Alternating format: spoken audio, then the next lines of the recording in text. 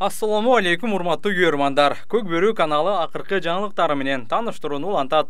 Бүгүн бул чыгарылышта Норуз турнири качан башталат? Жогорку лигада кимдер ойнойт? Курамдарда кандай өзгөрүүлөр болуп жатат? Кайсы командалар кантип даярданууда? Деген суроолорго жооп издейбиз. 9 март күнү жогорку лиганын 1 жана 2 лигалардын, ошондой эле 40 жаштан жогорку курактагы оюнчулардан куралган командалар арасында боло турган мелдештердин чүчү кулагы болот. Командалар заявкаларды 9 мартка чейин берилиши керек. Сага керектүүнүн баары. Сенин эркиндигиң. Сенин баарлашууң.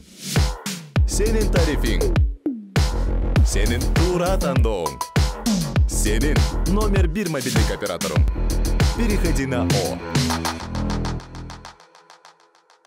Билерге кетсек, оюндар Бишкек шаарындагы Ак Кула ат майданында болот. Жана болжолдуу түрдө дүйшөмбү күнү башталары айтылууда. Бул ипподромдогу акыркы ири мелдеш болушу мүмкүн. Анткени президент Садыр Жапаров 3 мартта Бишкек шаарындагы Ак Кула ипподромуна пландан тышкары барды. Бул тууралуу президенттин маалымат катчысы Эрбол Султанбаев билдирди. Анын айтымында караганда, мамлекет башчысы ипподромду кыдырып, анын учурдагы абалын көрүп чыкты. Садыр Жапаров заманбап жаңы ипподром куруу үчүн жер тилкесин бөлүп берүү боюнча сунуштарды киргизүүнү, ошондой эле учурдагы ипподромду бузуп, анын ордуна калка жеңилдетилген ипотекалык насыя менен берилүүчү көп кабаттуу үйлөрдү салуу мүмкүнчүлүгүн кароону тапшырды, деп жазды Султанбаев өзүнүн социалдык тармактагы баракчасында. Жогорку лигада 6 команда ойнойт. Алар Ынтымак, Достук, Сарыөзөн, Акшумкар, Бакубат Талас жана Мурас. Өткөнкү жылы 1 лигада 2 жолу чемпион болгон Алай Норузга каржылык көйгөйдөн улам чыкпаарын билдирди. Өтө өкүнүчтүү. Анткени команда буга чейин бир нече оюнчуларды курамга кошуп жатканын айткан.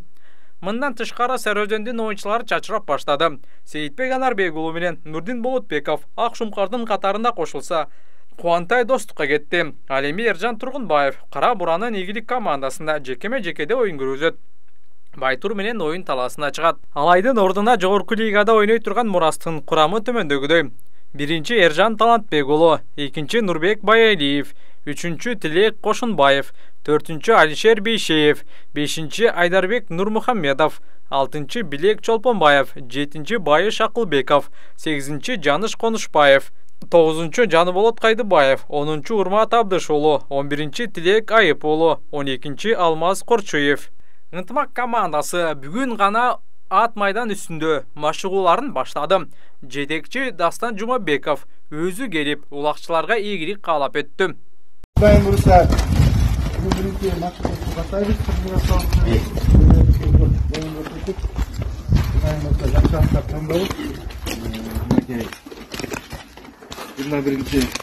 Норус оюнуна даярлыктарыбыз аман-эсен өтсүн.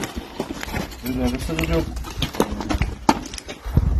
Элдин үмүтү силерде карап атат, талас эли күтүп атат жеңишти.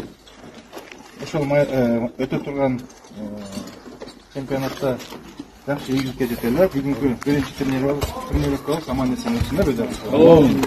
Урматтуу көрөрмандар, Сарыөзөн командасы оюнга чыгабы? Эгер чыкса, кандай курам болот? Ой пикир калтырыңыздар.